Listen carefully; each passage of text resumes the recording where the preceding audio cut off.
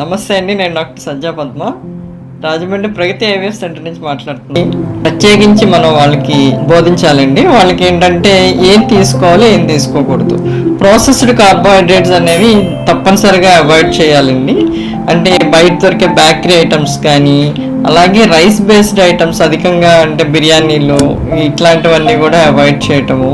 Next ఏంటంటే cool drinks avoid చేయాలి. Sweets అధికంగా సేవించడం, ఇవన్నీ కూడా అవాయిడ్ చేయాలి. ప్రోటీన్ డైట్ ఎక్కువగా ఎంకరేజ్ చేయాలి. అలాగే vegetable salads, unsaturated fatty acids ఉండే పదార్థాలని ఎంకరేజ్ చేస్తూ ఉండాలండి.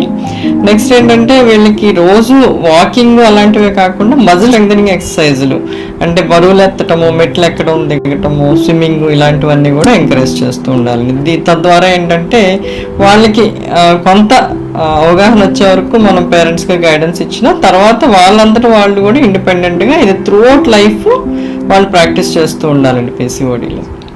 Thank you.